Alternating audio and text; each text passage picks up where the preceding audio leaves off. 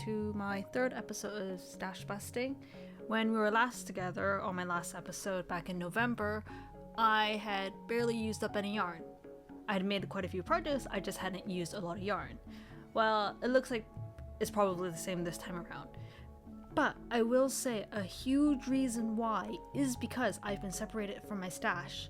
I went to Hong Kong to spend quite a bit of time with my grandmother, which is a significant part of why I have a lot of projects this time around, but not a lot of yarn used. Because my grandmother is probably the one in my family that did the most knitting and crocheting besides myself, and this is the first time I had seen her in over a decade. Because she has reached an age where it's no longer feasible for her to be doing a lot of these types of projects, she decided to gift me all of her old crochet knitting supplies and quite a bit of yarn. Here is snippets of me going through the collection of things that she gave me. I will say this, I probably will never need to buy another metal straight needle in my life. So here's all the yarn that she gave me. I am happy to say majority of this was used before I left Hong Kong. So the only things I added to my stash was the yarn that physically came back with me, which is 46 grams of the Lana Grotto light cashmere yarn that you see here. I will admit I did buy some yarn in Hong Kong from a brand called KPC. They are a local Hong Kong brand. There's a physical location where you can check out this yarn in person at Lai Chi Kok in the D2 Place 2 building. Their yarn is primarily merino wool and cotton. There was quite a wide selection of colors and different weights depending on which line of yarn you were looking at. I bought two different types of yarn from them. The first is the Glencoe yarn in the DK weight. It is their merino and cotton blend, which I did buy with a specific project in mind. Next is the Gossip yarn, which is also in DK weight. This one is 100% cotton. Here's the two yarns side by side. Left is Gossip and right is Glencoe. So far my initial impressions have been very good. Both of them are really soft and easy to work with. I have a project in mind for Glencoe, so I'll let you know what I think more about that yarn when I use it. With Gossip, I have made one of the softest Amigurumi dolls I have ever made. Specifically, I made the GG Black Cat pattern by Demi Wool. She's also the one that designed the tiny white Totoro pattern from last episode of Stash Busting. I know the pattern is supposed to be Didi from Kiki's delivery service, however I just wanted to make a black cat and this was my favorite cat pattern that I found. This pattern is more for intermediate or maybe an advanced beginner crocheter. It has a very specific way of shaping the body of it, which requires knowing where to do the increase or knowing where to do the decrease and kind of shifting around the beginning of a round. I like this pattern a lot, so I'll probably make one of these again. As usual, I'll be linking patterns in the description box below, so look for them there. The scarf you saw me knitting at the beginning of this video is this vertically striped scarf. I didn't follow any pattern for this, though there was a website that explained to me the basic way of doing intarsia, which is the color technique that's being used here. It took me a bit to understand how to do intarsia, so I had to start this project over a couple of times, but once you get into it, it's quite simple and quite easy. And because I had a ratio of 1:1:3 of the different colors of yarn, it was an excellent way to use up as much of this yarn without leaving a lot remaining. Next thing on this list is the Berry Scarf by Soul of June. This is the second time I have made this pattern. This is the first time I've made it though with this multicolored yarn. I think it looks a lot better with this single color. There's just a lot of texture and detail that is lost in all the color. I think it's a good pattern for an advanced beginner. It uses a lot of the basic stitches in very unique ways, and it has really clear both written and charted instructions. Here's the one I have made for myself that was in a single color, and as you can see, the details just stand out a lot more than when I was in the multicolored. I don't understand blocking very well, so neither of these scarves have been blocked, but overall I still think the scarf looks really good, even in an unblocked state. This scarf can be longer or shorter depending on personal preference, it just is according to how many times you decide to repeat the berry pattern. Next up is the Portofino bag by Two of Wands. This is another pattern I think does better in a singular color, or at least one that doesn't pull in this way. There is the little stripe detailing that goes in the middle of both sides, and you just can't see it very well with all the other color. It was really straightforward to make, good for beginners. It's a nice market bag if you're looking for like a market bag pattern. There's also a matching bottle bag that goes with it if you're interested in that kind of thing. If you're new to crocheting, I would recommend that whenever you make a bag, use 100% cotton yarn. Other types of yarn like acrylic will stretch out over time and it just doesn't hold up as well. Also, cotton is easily washable, so if you bring this bag to a place like the beach and it gets covered in sand, you can toss it into the washing machine and it'll come out looking pretty good. Next is the Lotus Choker by R. Rain Crochet. Apologies if I'm pronouncing that wrong. This is the first time I have done really delicate crochet work like this. I would recommend this more for an intermediate person just because of how fiddly it is because of its nature. The pattern was really easy to follow. It looks better, I think, in more colors just because with all the white you just lose all the details, which is the reverse of the other patterns I've been mentioning. I think this is a good way to use up a lot of scrap thread yarn you might have because this only took 4 grams of yarn. I also think it works quite well as a bracelet. Next up is the Koi Fish and Goldfish Patterns by Skein Spider. A friend and I were talking about the Ginza Art Aquarium, which is a lovely place to visit by the way, and I was like, oh, why don't I crochet fish? So here are the 2 patterns that I ended up settling on. I like these patterns because they don't end up looking too cartoony as fish, but then they're not so overly sewing based to create the idea of a fish. I would say both of these are probably advanced beginner or intermediate patterns. You need to know the basics. The tail construction for the goldfish can be a little bit finicky, but once you understand the logic of it, it's fine. The koi fish was pretty similar in that manner. I didn't follow the original colorwork pattern that it had recommended. I just made my own as I was just trying to use up scraps of yarn for the red and black spots. I think if you were to do a bunch of these with a bunch of different splotches and blacks with whatever yarn you had, it would be really fun as a kind of group of koi fish.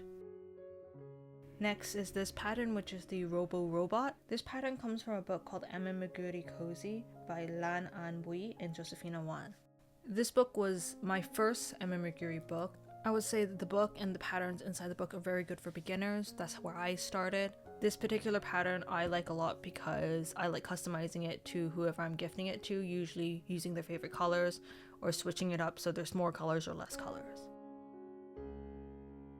Next we have the Tiny Grogu. This one was by Sa Crochet on Instagram. This pattern was quite straightforward. I really like Grogu as a character, so I'm slowly collecting a bunch of different patterns with him. Because of its size, it relies on the color work to do the representation of his coat. I found the color a bit hard to get right just because it had to be sewn on in a very particular manner. But overall, I still really like the pattern, and I think it's an excellent way to use smaller oddments of yarn. Now we're going to a kit I bought just before Joann's close. It was on discount and I wanted to try it. This is the Shookies BT21's Woobles kit. It's supposed to be a beginner's kit to crochet, and it focuses especially on a bunch of popular characters or original designs. Overall, I think the kit is pretty good to give for a beginner, though is on the pricier side. The one on the right is the Shookie I made using all the materials inside the kit and following the patterns with the provided hook. Then the one on the left is a smaller one I made using a hook size down, which I thought actually did it better with the extra material from the kit that I had. The yarn provided is a t-shirt like material, so it's quite stretchy. I think it's quite nice if you're giving this to a beginner because it's not as hard on the hands, though I think it does better when it has a smaller hook just because it's a much tighter stitch and looks more neat. At the very least, it was a fun experiment. And now I have a Shookie. So that covers all the projects I did while I was still in the States. Now I'm going to cover all the projects I did with this leftover yarn that I brought with me and the yarn that my grandmother gave me in Hong Kong. What I decided to do with a lot of this yarn was just to make a lot of keychains and gifts. This was because I was meeting a lot of new friends in Hong Kong, and one of the things I like to do is make things for people, and keychains are a really easy and safe gift to give. So first up is this Usagi from Chikuwa keychain. Well, it wasn't originally made to be a keychain, but I made it into a keychain. You can do that with basically any pattern just by changing up the yarn size or the hook size. This pattern is a YouTube tutorial by Anne Design. As I'm not familiar with the Chikuwa IP, this was the one pattern I found that I felt matched the ratios or the perception I had of Usagi from my friend who this was given to. It was a very easy pattern. It's more embroidery than I usually do, but that's needed when you want to do a character crochet, but it's very cute overall. Next is this lion by Fancy Llama. This was also another YouTube tutorial.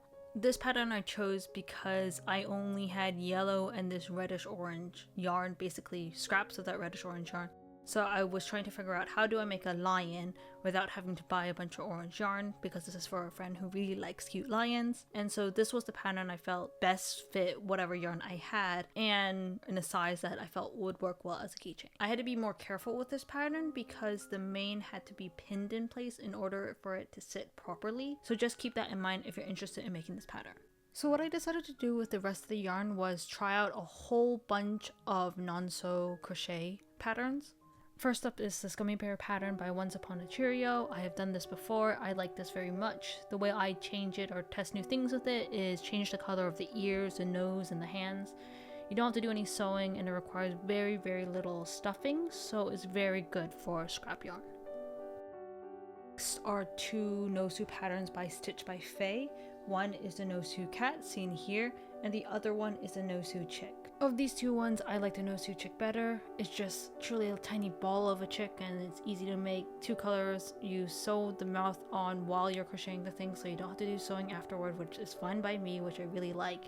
The cat, on the other hand, every time I gave it to somebody, they all ask, is this a pig? I don't know, it's because I didn't put whiskers on them yet. I did later on go and add whiskers, or it was just kind of the roundness of it. Maybe it might work better with a different color palette. I was just using blue yarn, trying to make it like a black cat and midnight blue cat, but this pattern I might not use next time. Next is this Mochi Bunnies patterns by Chubbies by Ash. I like this pattern a lot, so I'll probably make it again. It was totally by accident that I made one of the ears kind of fold down, but I think it adds to the character, and if I make it again, I'll probably try to replicate that.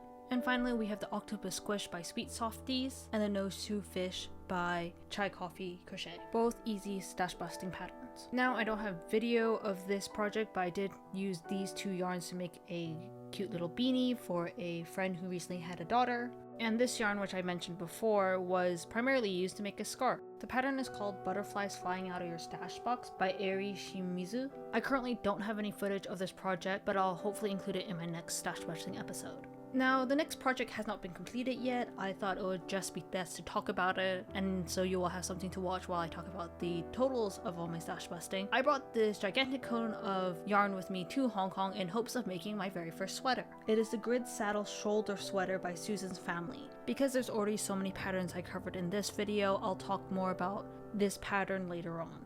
I just wanted to show you that even though I have not used up a lot of yarn, there is a lot of bigger works in progress. So now let's get on to how much yarn was actually used. So how much did I actually accomplish to stash busting my stash? An important thing to remember is only the yarn that came home with me is counted back into the stash. So even though I got a lot of yarn from my grandmother, because I was able to use majority of it while I was in Hong Kong, that is not counted back into the stash, but then at the same time it's not counted out of the stash. So including the yarn remaining from my grandmother's stash and the yarn that I bought, some which I already did use, I brought back 546 grams of yarn. But totaling up all the projects that I did, I used 571 grams of yarn. So in total, there is a deficit of 25 grams of yarn. In the last stash busting episode, I left with 26,493 grams of yarn. Now the total is 26,468 grams of yarn. So it did decrease, and I did use the Woobles kit, which is something that was not counted, but it's kind of hard to count a kit into your stash. So I'm making my very slow way in making it a smaller stash. I think a huge reason why I'm not seeing massive leaps in usage yet is because I have a lot of big projects that I have started. The idea where, oh, a new project is so fun, and you just want to start a new one and another one and another one, and it just starts adding up. I think right now I have something like 5 works in progress. And to be fair, they're all different kinds of projects.